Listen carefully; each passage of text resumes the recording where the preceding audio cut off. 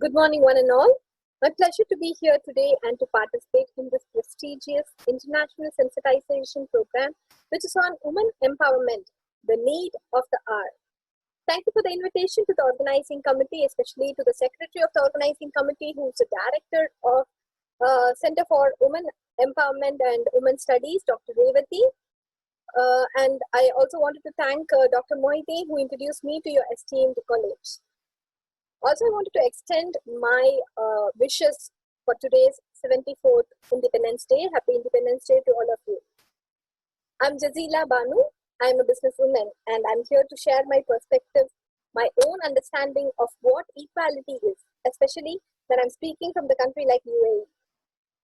I will simply share my understanding of what I consider to be equality and feminism and some of the important aspects of it.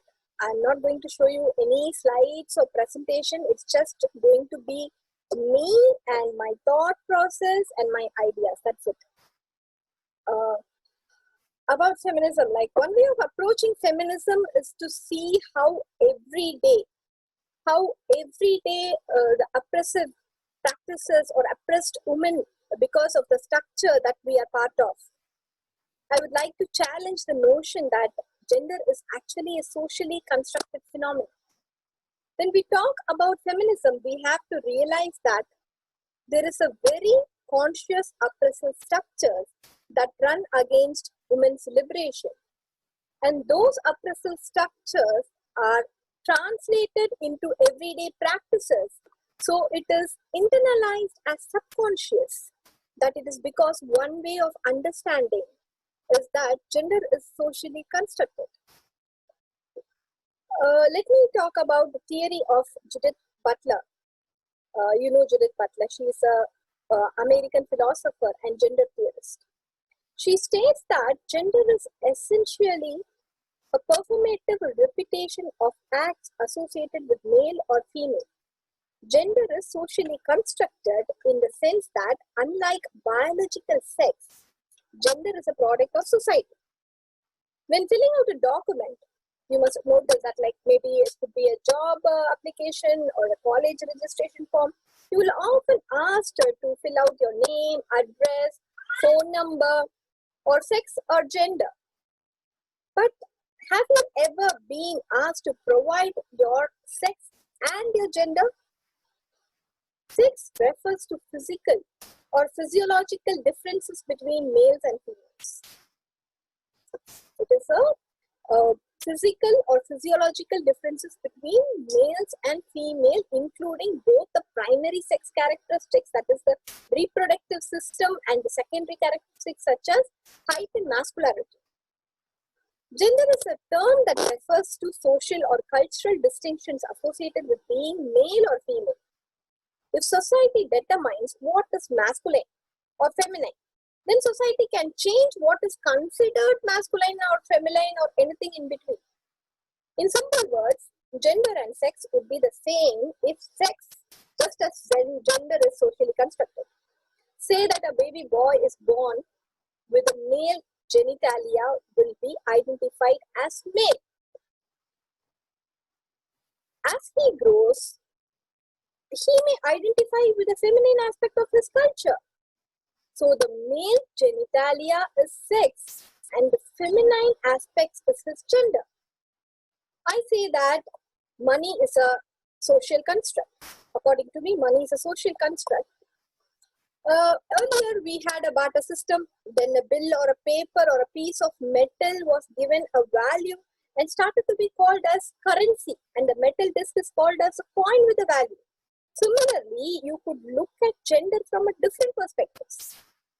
It is about how someone expresses themselves through their clothes or hairstyle, which may not match the way they feel internally or match what society may expect of them being a certain gender. For example, in United States, soccer is considered a girl's sport, and in Europe it is typically for boys. The color pink is now seen as a girly color, but this was not the case 100 years ago. So these ideas of gender are not stable. They vary over cultures and throughout history. Hence, gender norms are changing. This raises the question how they are formed and changed. Who's constructing this? Of course, we humans construct this, especially the male society. For example, many societies actively discourage females from participating in the sports or any other activities that would build muscle mass, as this would be unfeminine. So this is because male doesn't like female with the muscle mass. We female always wanted to be the way male wants, how he wants to see us. We dress up in a feminine way to attract the opposite sex. We don't dress up or behave for what we like or what our inner self wanted you to be. We always do and act for what the opposite sex wants from us. If you start looking at our day-to-day life, we will clearly understand whatever related to female behavior, attitude, or character, which is something that exists not in objective reality, but as a result of human interaction. It exists because humans agree that it exists. It is his belief, not her belief. Socially, constructs might be so ingrained, they feel natural, but they are not. Instead, they are an invention of a given society and thus do not accurately reflect reality. The society has dictated their roles to them. They have learned how they should behave and what they should like. Humans can alter the construct as they continue to interact. Similarly, just like gender, being a socially construct, in the same way, religion also has a huge role to play in shaping one's freedom and one's liberation. Theology is that religion favor men or put men on higher pedestal. How I see within my religion domain is that some people always curious about intersectionality of feminism and being a Muslim. What does it mean to be a Muslim feminist and by wearing a veil? I mean, women wearing the hijab or the burqa is the way of practicing Muslim identity. Often Western critics of Islam focus on the veil as something contradictory to feminism. Islam is not contradictory to feminism and neither is feminism contradictory to Islam. They see me that being in veil is that I'm inside a shell of a project identity. Whereas I feel wearing what I want is my freedom.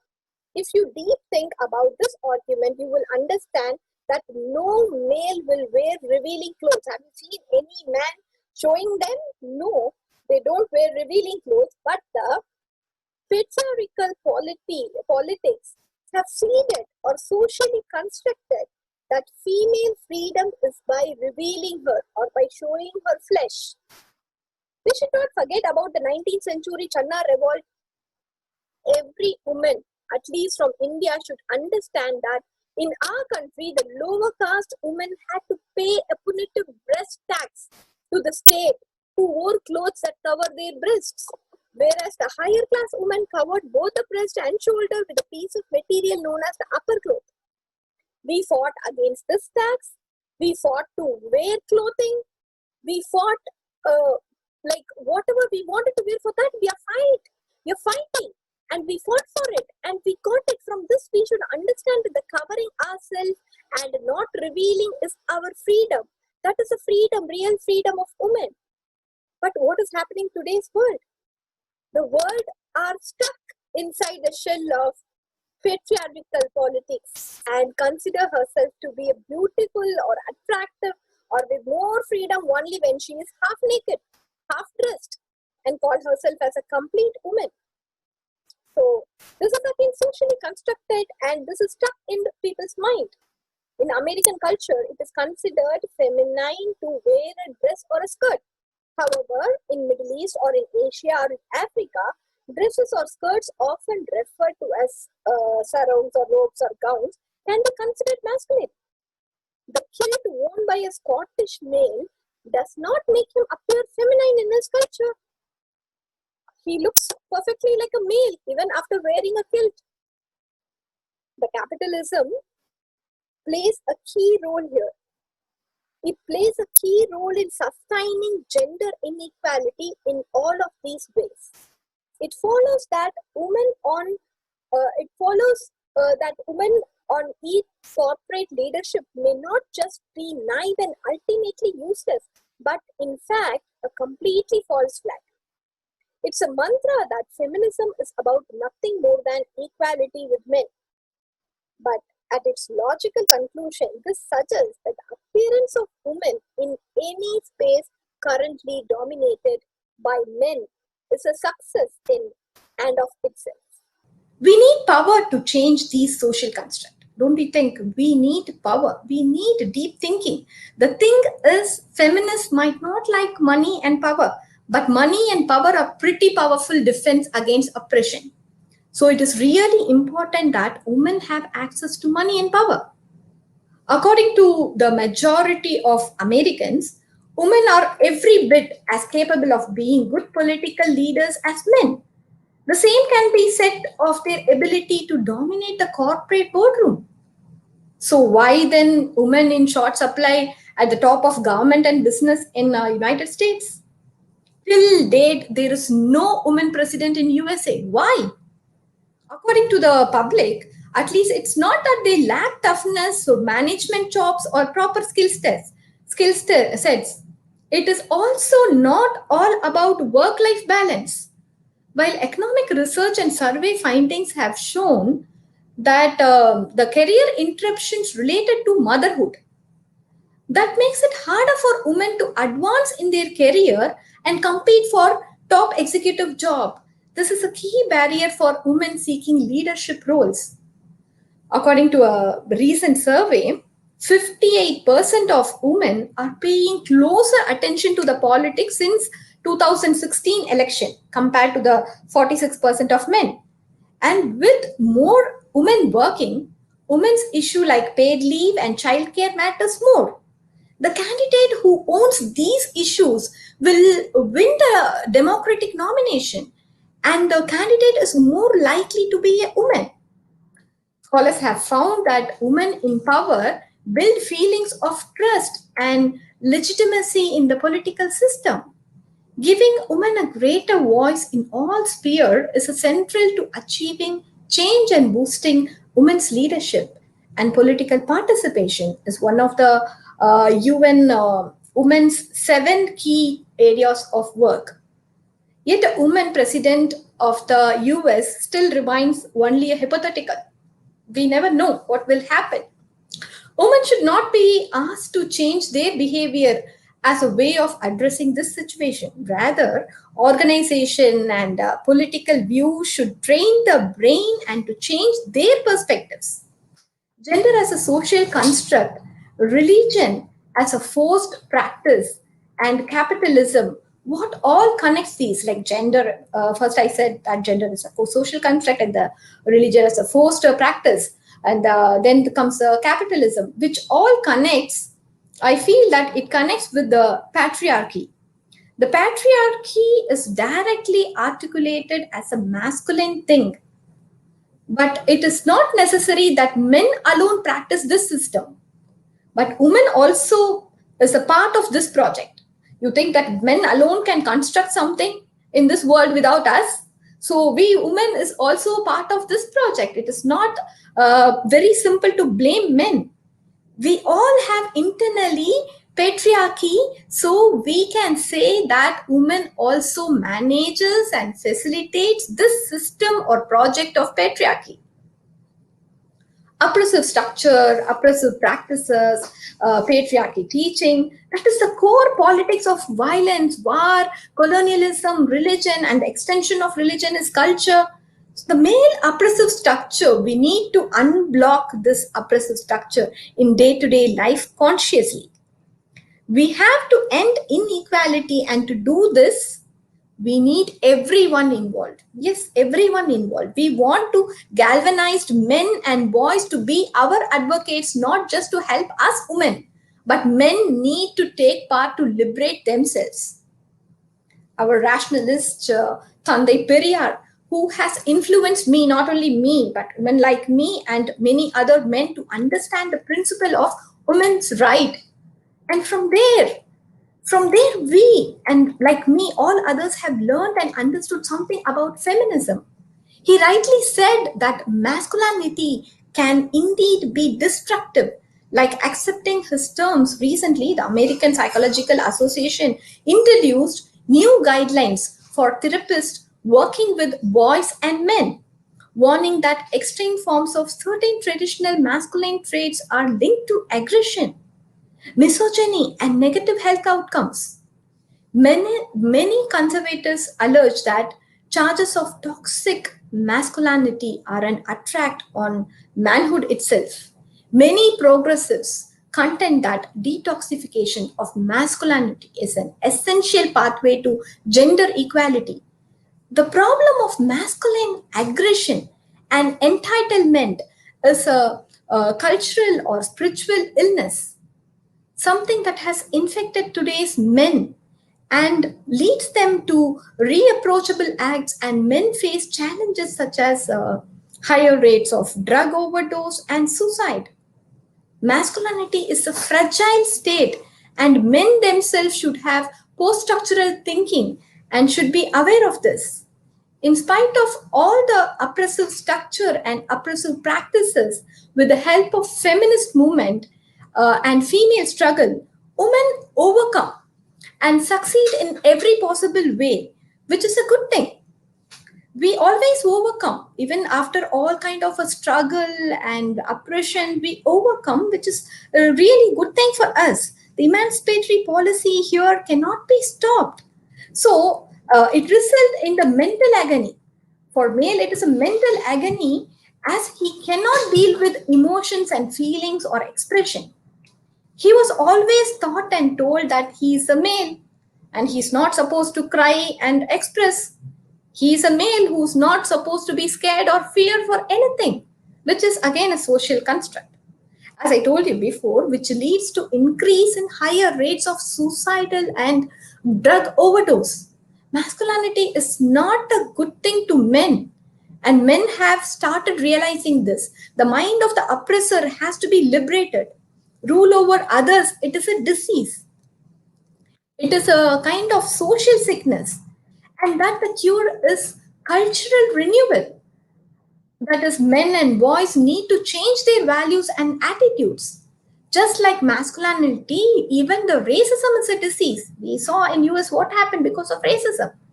If a person believes in racism and if he leaves the existential, he doesn't know how to confront. He needs to hold on to it.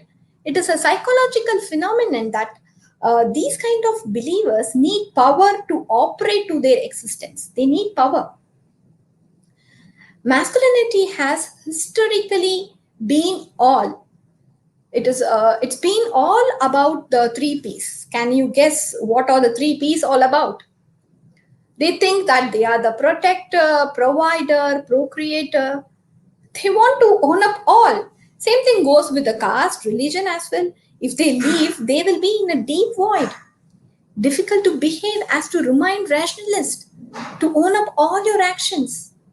The mass media reproduces everyday culture.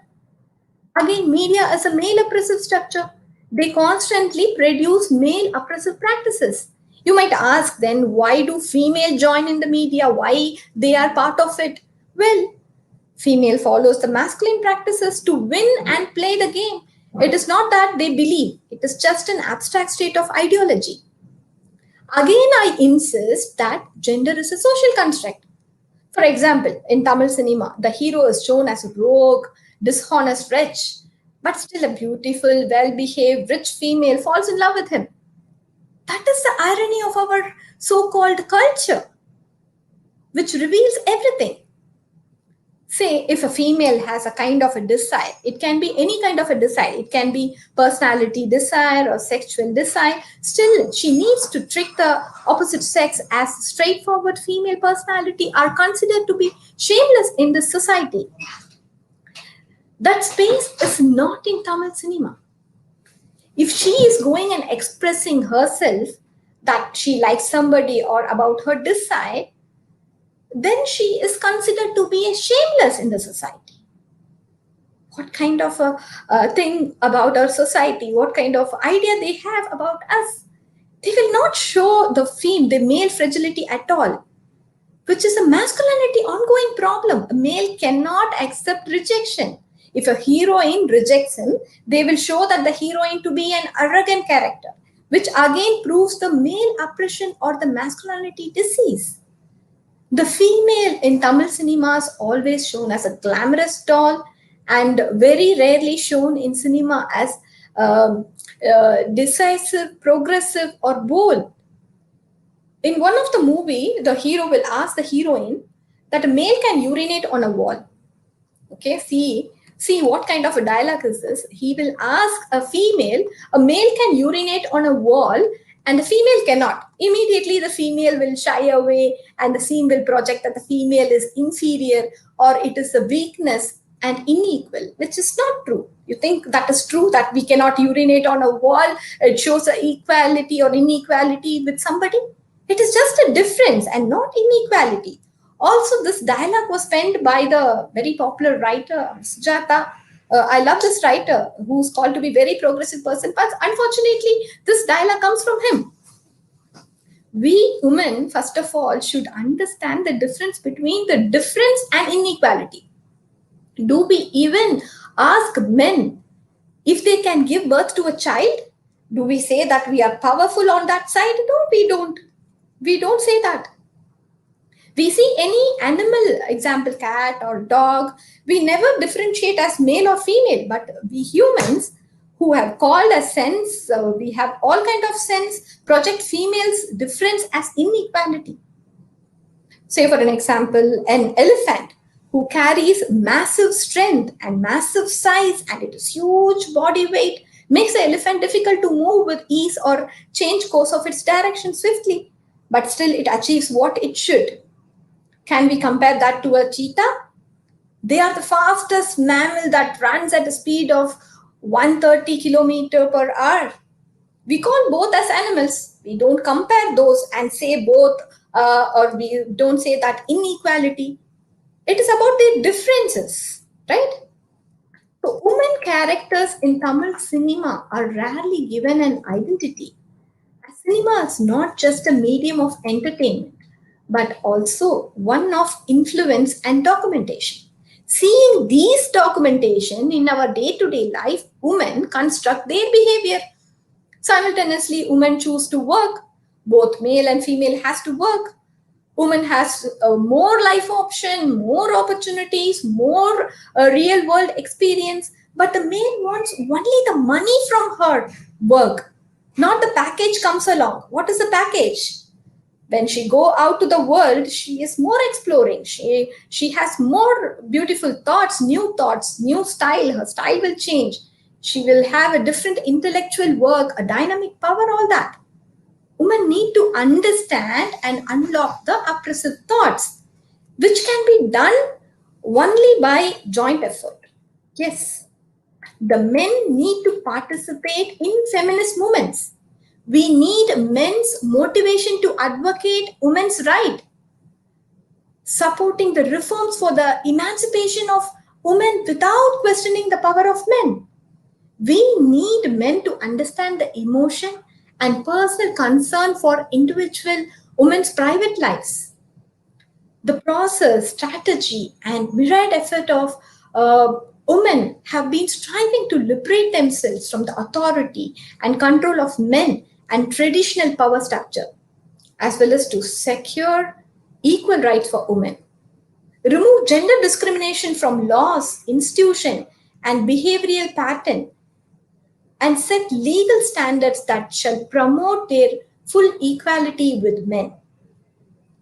Male-dominated societal structure needs to be understood and abolished. It must be open-minded to reform the old mind of women along with democratic and other legal provision. This will all happen only by our everyday practice, deep thinking, and we can alter the construct by talking like we talk now. Let us continue to interact. Thank you for listening to me patiently. hope you all understood what I said and you will imply in your day-to-day life. Thank you so much.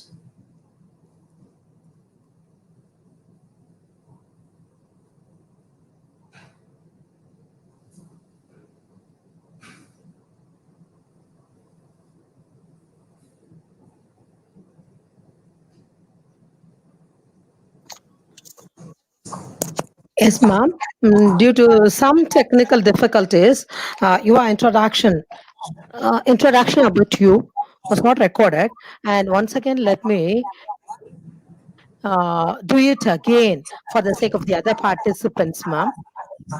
Yeah. And my dear participants, the resource person for today is Ms. Jasila Bonu, Managing Director, Proactive Excel Safety Consultancy, and Managing Partner of FJ Tours and Travels, Dubai. And a short description about her is she has gone through a lot of struggles to achieve these positions. Before completing her studies, she started her career in media field in the urge of supporting her family economically, and even in the budding stage of her career, she observed the people around her, and thus she started writing on social media, and she started addressing about social issues. And she started her career at MS Swaminathan Research Foundation, where she was in Action for Child Care Education Strategies and Services Department. That's where her thoughts on feminism got seeded within her. Then she moved to Dubai and living more than 2 decades in UAE. She was studying her academics while working and completed both bachelor's and master's in business administration with the University of Madras. She started penning her thoughts on women's rights and wrote articles and stories based on her exclamations towards the society. The stage of Blogless slowly turned out to be a writer and accomplished 3 books. One of the book is of short stories, mostly talking about women's expressions, which is talking about multicultural livelihood. And one of her books was the first Tamil book got released in Sharjah International Book Fair. And her topic of address is reflective narratives of feminism. And my dear participants, uh, so far we had only academicians as the resource persons for our programs, but today we are gifted to get a non-academician, and here is a very good opportunity for us to get benefited of the expertise of the resource person. Ma'am, you please tell your experience, how you elevated yourself as a managing director and also managing partner. What are the struggles you face and how you were able to succeed in your career? That will be a motivation for us. Okay. When I came to Dubai, like before I came to Dubai, I was started actually my career in the media field. As I told you, I was working in a Kadravan Daily. Kadravan Daily, it is a Tamil daily newspaper. So I was working as a DTP staff there. Then after that, when I was there, I was just observing the society. I was not having any intention of writing, or at that stage I didn't know that I will reach till here. It was I don't know, I now I can see that as a miracle, but I had a lot of ambition that I wanted to do something bigger. I don't want it to be a normal housewife taking care of the kids and the family. I wanted to do that as well, but along with my career. I always think that I should be a woman, not just supporting economically to my family, but I wanted to build my career on my own. So from there I started. So I was very ambitious from my start of when I was studying itself. Uh, I started planning my life. You won't believe, when I was in the sixth grade itself. So I always used to, I don't know whether any sixth grade person will do that. I used to take a newspaper called Search. In the Search newspaper, always there will be advertisement. opportunities in other countries. So I always read and go through the advertisements and see that what they are asking to start any kind of a job, what is the basic requirement. So I always see that this office practices, or they should know about these languages and things like that. So I was preparing myself. So the computer was establishing at that time. So I was very keen that I should take computer group, but I didn't get computer group. But still, I studied computer separately in the school itself. So now those computers are not helping me out, but still, that is all the basic foundation. I don't know whether you have heard about this. What is that word star, Lotus, D-Base, COBOL. So those kind of a stage I came from. Then after that, after my schooling, immediately I wanted to join in a working place, because I thought the 3 years of college, before my friends completing 3 years of college, I will have 3 years of work experience, because in all the newspaper it is asking for work experience more than the education. So I feel that I felt very insecure by completing and wasting 3 years. That's what I was thinking at that stage. I know that the education is very important, but still at that stage I was thinking I can study as well as I can work. So I was working as well as I was studying. So I was continuous studying. So though I was not in a direct college, it was easy for me to fly from there and continue my studies in Dubai. So when I came to Dubai also, they were all saying that, oh, why you came at this young age? You're not married. You're not going to get a visa. You better get married and come. So you will be on a husband sponsorship. I didn't like that dependent sponsorship at all. I was thinking that why should I be a dependent on somebody? Right from my childhood, I was thinking I should not be a dependent to somebody, and I want to be on my own. Then why I have to marry for a visa? I thought like, no, I'm going to get a job and I have to be on my own visa. So that's what I did. And finally I got a job. And then before that, before coming here, as you were mentioning that I was in the MS Swaminathan Research Foundation, in that I was in a department called Action for Childcare Strategy Education. So it's called Access Group. So in that Access, all the people around me will talk about feminism.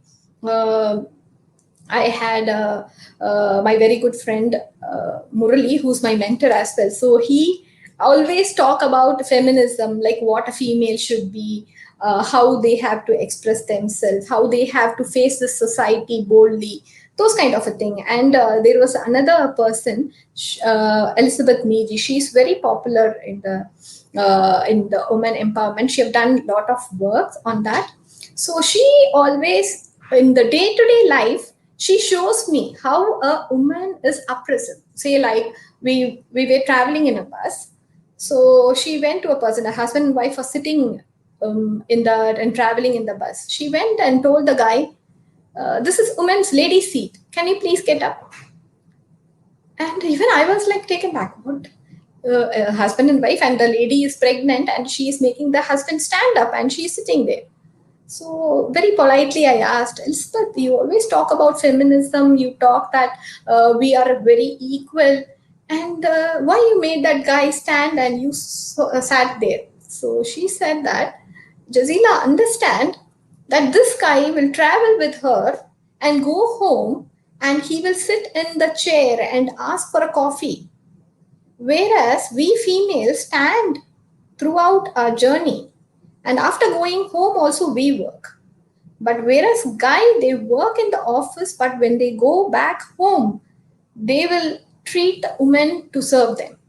This is what happening in the life. So that is the reason I asked the guy to stand. It's not that I wanted to part them, but still I wanted to make sure that my rights where I should be given. So that is the reason so in these kind of small day-to-day life kind of different thoughts, I started seeing the world in a different way. So Murli always talk about the social construct, and he told me to read uh, about Judith Butler's work. Then I started reading more on Periyar's work, Pen Yen Adimayanal. If you just read that one book, you will understand. But when you read it now, you will feel that it's very simple. What is a big deal in that? But you should understand the time of when it was told and said. So at that time, if Periyar is raising voice for a woman, it was something big thing. Actually, I felt it big thing. Many people like me, I'm sure, would feel that uh, he have given life to us. Otherwise, we feel that it has to be like that, and we would have left and leaded our life in that way. But because of Periyar, our thought process changed. Many people started thinking. We had a deep thought on that. So we are here now doing this international sensitization program, and we are able to interact. We are trying to give some special space for women. If those people were not taken any topic about us, or not given that kind of a space in those days, till today we will be in a oppressive structure, and we will be doing this oppressive practices, and still it is there in northern India, especially in Haryana and Uttar Pradesh, and all. Still you must be seeing a lot of oppression going on. But the male themselves started realizing, because we see lot of suicidal and drug addiction, because male understood that being a male and trying to be superior and taking over a power, they are inside a disease. So these kind of things, actually, when we talk and read about these things, the whole life structure changed. So you were asking about me, and again I'm going to I'm going to the talk what I was talking about. So where I came is, like, when I was working, last 20 years I was working, okay, in a different company. I was working for somebody, and then at one point of time I thought, no, I don't want to work for somebody. I wanted to work for myself, and I wanted to give work to somebody else. So that's where I took over a company where I studied, that is called Proactive Excel Safety Consultancy. We do safety consulting, health, organizational health and safety consultation. And this FJ Tours and Travels, I'm a managing partner in that. So we are actually doing the travel package, tourism package, visa tickets, and those kind of a thing. So which is nothing to do with feminism, but still you should understand, a female to reach here, definitely we will be facing a lot of struggles and discouragement, demotivation. People will pull you down, and people will say that, oh, you women cannot do this, and that too in the field of safety. It's all we have to deal with construction. I don't have any engineering background, so the whole talk will be on engineering. And so when they ask me any kind of a requirement, they think that she's a woman, she doesn't know about this. This is about civil engineering. So we know a lot of civil engineering women also, right, who's working in the field. But the male thought is that female doesn't know about it and they cannot handle. So every day I'm learning new things. Every day I'm updating myself. More than other people now, I know about the equipment used in the site working place, and so I'm able to compete in this market. It's not very easy to run companies in Dubai successfully, but praise to the Lord, I am actually successfully running it for the last 2 years, and the next unit of FJ Tours and Travels also started. So we can't say that it is just women's struggle is lifting you up. It's require a push from a male side as well. So you need your family support as well. So I have all my sisters, my brother, my husband, my kids, my mother, from my in-law side. Everybody is supporting me. Nobody is discouraging. But people, the outsiders, yes, they are there to pull you out. Especially, like, if you say the main motivation is the friends, The friend always next to you will say, yes, you can do it. Yes, you can do it. You will be able to do this. Don't give it up. You can do it. That kind of a voice, you should actually have a very good friends with you to keep and say that you can do it. That voice gives lot of energy. That energy made me to achieve things, even at any kind of what to say, when you feel very low or something. The people with you should be encouraging, and they should give you positive words. And I'm a positive person, so it happens. So I'm here. Thank you, Dr. Revati, for giving me such a lovely opportunity. Yes, ma'am. Thanks to your Yes, ma'am. university as Ma'am, well. once again, ma'am, there are some questions in the chat box, ma'am. There are some Okay. questions. Yeah, sure. Uh, Professor Anil Kumar Sharma, his question is, why do men become annoyed whenever they listen about feminism apart from feminist? Many of them don't like much more women empowerment. Explain in brief, how can they feel free such negativity? Actually, most of the men doesn't feel that, because it is not about feminism. If you ask what is feminism or women empowerment, if you term such words, maybe they might feel annoyed, or they might feel that they are very away from such terms. But I feel that in a day-to-day life, you see your own mother, your own sister, or your daughter suffering, being oppressive, or somebody suppressing them in their work, or they are not welcoming them to achieve in their work, then automatically you will feel that no, my woman, or my woman in my family should come out of this, and they will start liking it. They should see with an open mind. They should not feel that I'm a male, I'm something powerful, or I'm something extraordinary, or something more than anybody. Why the male are feeling that?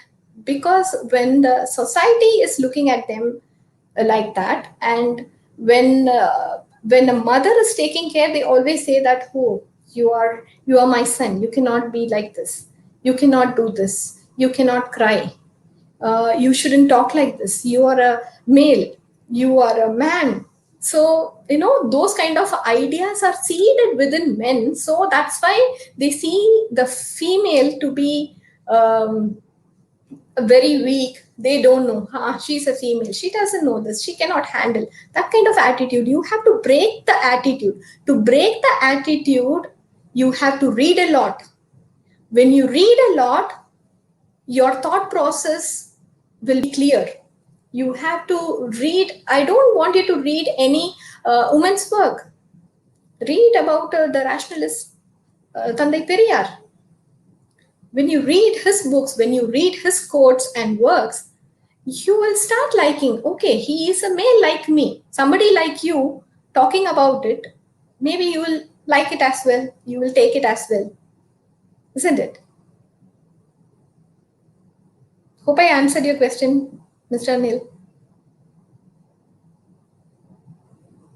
Thank you. The next question is from Professor Pramila.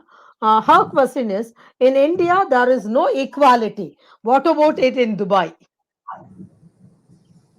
I feel in Dubai it is much more better. We call it as an Islamic country, but I feel compared to India, though you are comparing, I have to openly say we have lots of freedom. In India, a woman cannot go out after 8 o'clock, but here, even in the midnight, I will be go out for my need, and nobody will look at me in a different way, or nobody will think that, okay, where she is going in the night, nobody will give me that kind of a cheap look.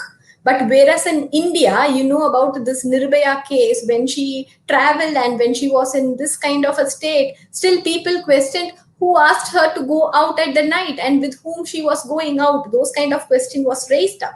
But whereas in UAE, There is no such question. We have a lot of freedom. We can drive. We can go out where we want. We are not questioned what we are supposed to do, or nobody will give a bad look as well. So I feel the freedom and equality is much more, even the job opportunity comparatively to India, like I don't know for India or even other countries I can compare. Here it is much more. We have more opportunity for women. So I don't see any inequality. I see all this inequality in stories and news and in media, but not here in UAE at all. I'm very happy and proud that I'm in this country. Professor Ramakrishnan Sharma, he has raised a question: how a Muslim lady differ from non-Muslim in Dubai?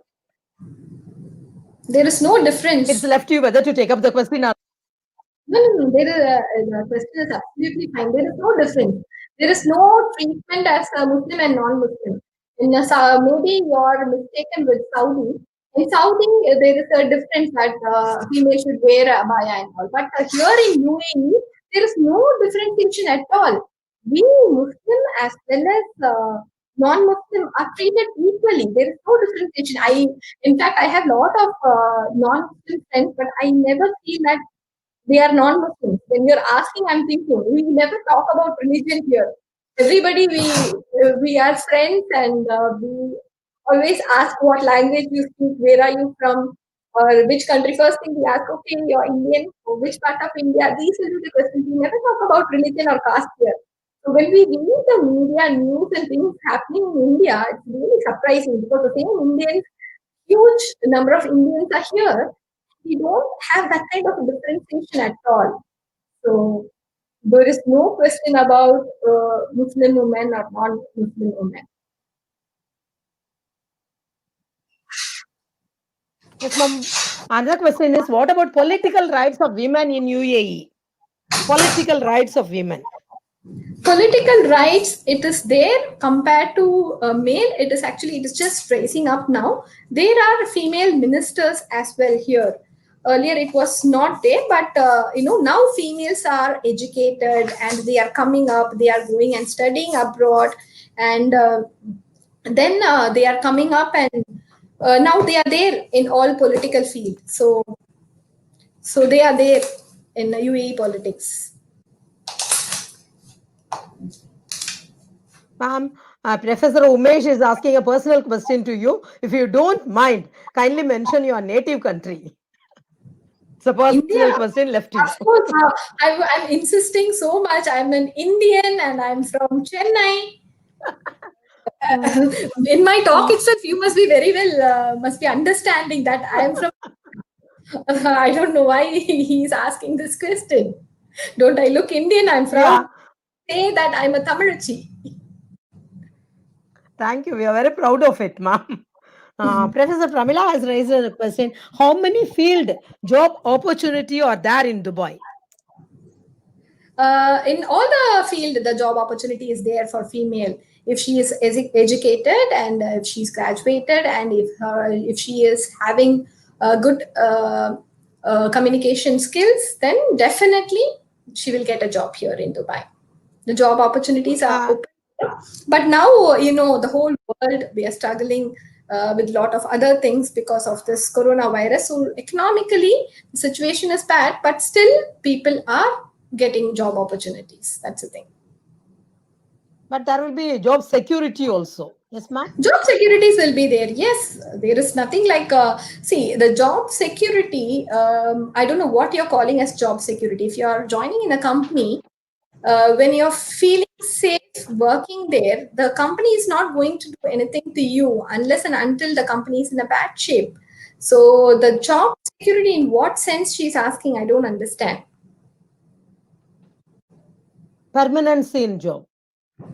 Permanency in job, it depends on, like, if I'm working in a company, if I wanted to continue in a company, I'll be continuing. It's not that the company without any notification, they can send you out. The labor law doesn't allow that. If they have to terminate you for any reason, they have to give a reason, and they will give a specific time duration, and they will mention that according to your contract, you will be terminated for in this notice period or something like that. There will be a notification. There won't be a immediate termination. So for our Indians also there is a job security, huh? For Indians. Yes, there is no discrimination at all. There is no question of Indian or Filipino or Sri Lankan. It's generally Indian are more respected here. They value Indians. I feel that they respect Indians because we are the people who are with more ideas, and we are the people, we are very honest compared to other people. So they love to have Indians in their company. Very happy to hear the compliment, ma'am.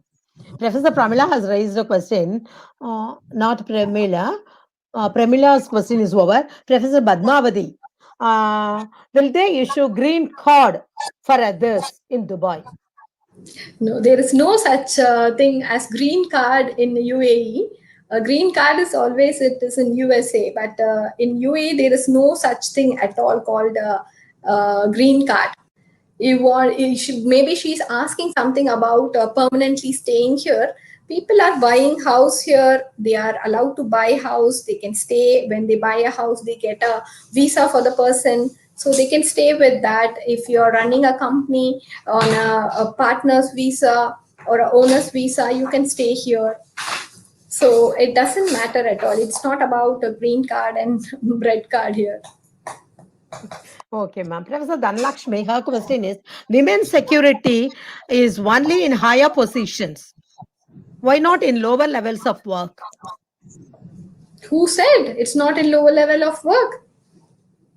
It's there everywhere. Women are there and graded in all the position, not in only in the higher position. They are in every level of the company, every level of the organization. Ma'am, Professor Varna has raised a question. What are the challenges and issues in breaking glass ceiling of women employees to go in for a higher hierarchy? That is the break. It's from the woman. She should feel confident that she can go higher and higher. Only when she feels and when she takes her career seriously, she can do it. Mostly women, what they do, especially we Indian women, for us, the first preference is our family.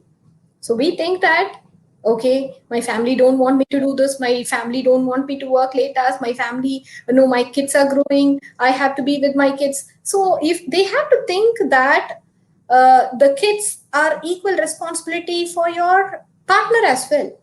Your partner is not thinking of going further in his career, and why always a female have to think about this and lower herself and think about business travel, and she thinks that, oh, if I take up this position, I have to do a business travel, I cannot do this. Why she have to feel that? So the people at home or around her or even her own partner should encourage her that she will be able to do. It is an advantage for the whole family. Why not? He should encourage it instead of thinking or instead of feeling jealous that she's going beyond her. She's not going to go away anywhere. Anywhere she's going to be your partner. So the privilege should be from within her. She should feel free that I can do it, and she should have the self-confidence to come out of that boundary. Ma'am, Professor Wahida, the question is, what are the secrets of your success? Explain it to everyone. The same is the question from Professor Priyanka also. Very inspirational address. And who are your sources of life for success in things?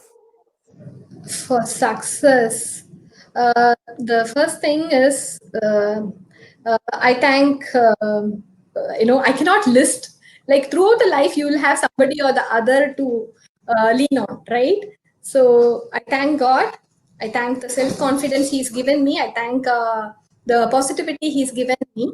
And then the family and the friends.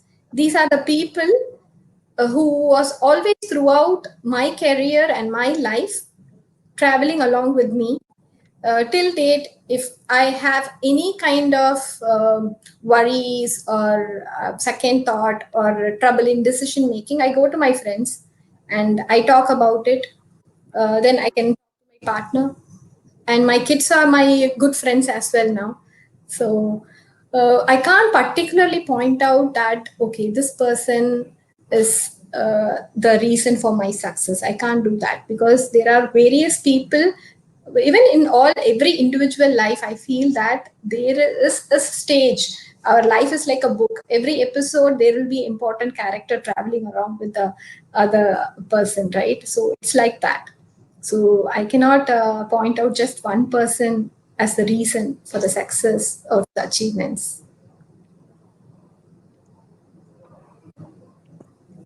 Ma'am, Professor Kishore, he has raised a question. Is there any gender equal rights in Dubai? This question was already addressed, I think. Okay, Yes. ma'am. Professor Pramod Kumar, what is the best way to bring change in behavior in Indian women? Yes, change in Indian women, it is by educating themselves. We have to give education now. Right now we are going through all this educational changes in India.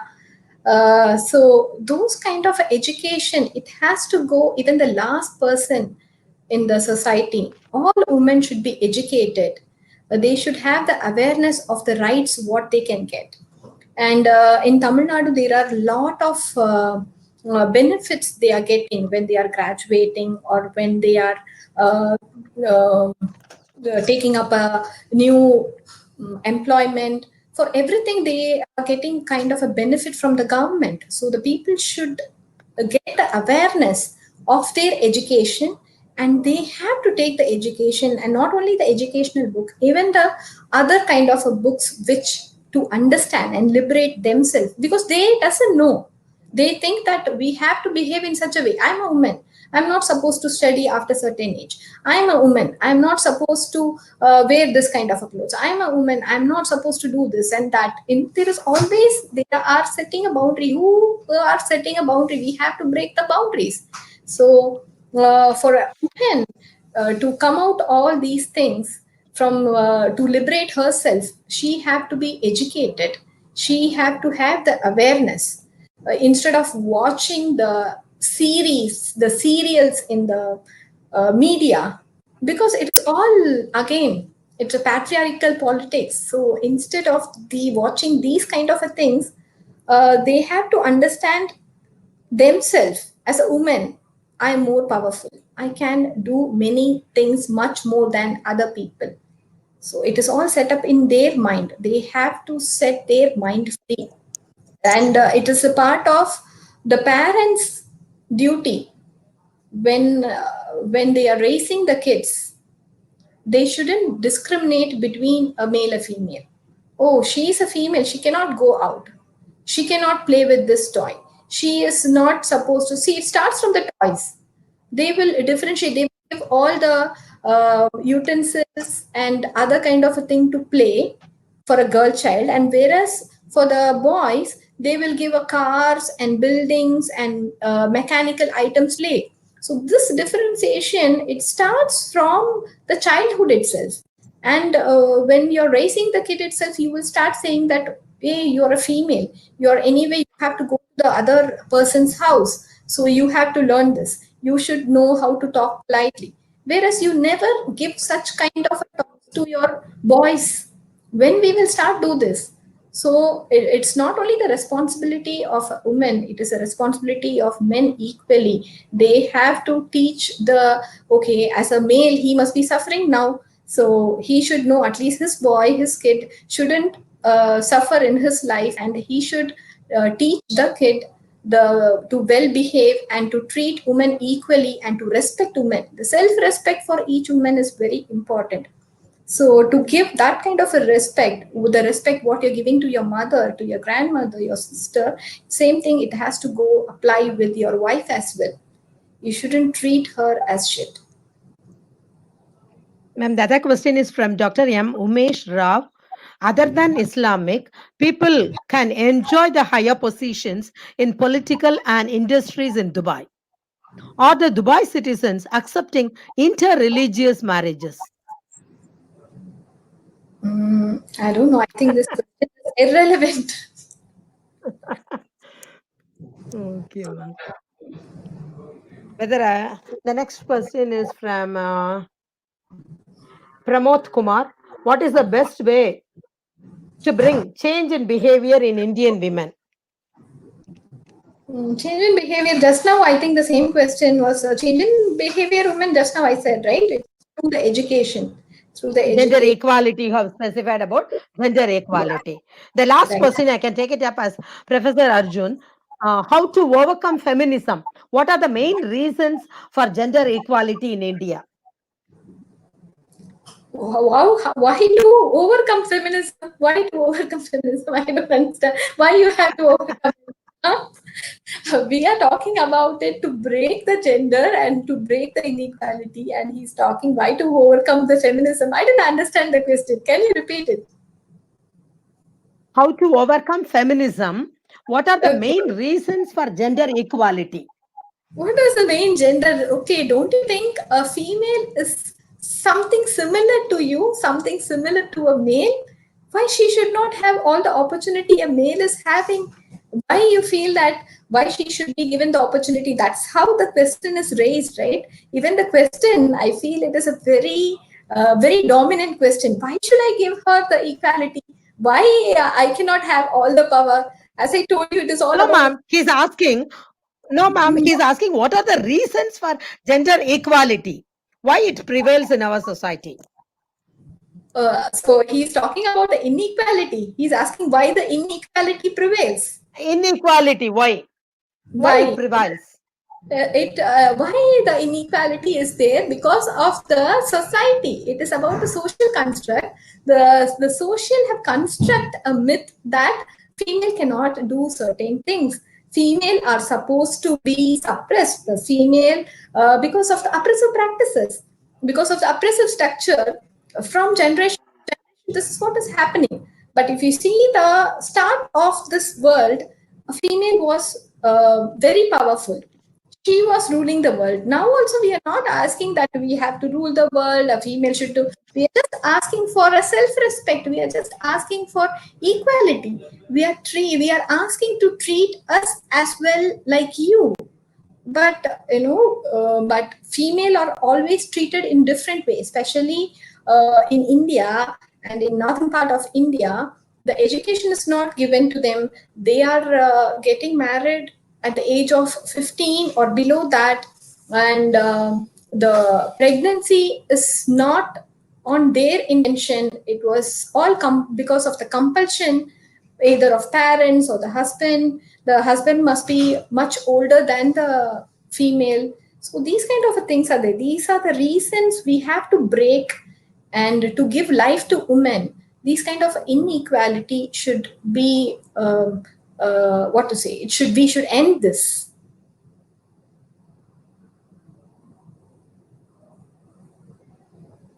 Hello. Ma'am, what I could understand is your confidence, your courage, and your optimism are the secrets of your success and your position now in Dubai. Thank you, doctor. And thank you, ma'am. Thank you for your motivational and inspirational address. And thank you for sparing so much of your time for answering all the questions put forth in the chat box. It is a My rare pleasure. opportunity, and I thank you very much for accepting our invitation, and as you have given us an motivational, inspirational address, which will motivate all the women of India also to become as high as you are in Dubai. Thank you, ma'am. Thank you so much. Thank you so much, Dr. Revati and the college Manonmaniam Sundaranar University. Thank you so much for this opportunity. Thanks for arranging such a wonderful 10-day program on women empowerment, which is really a pleasure.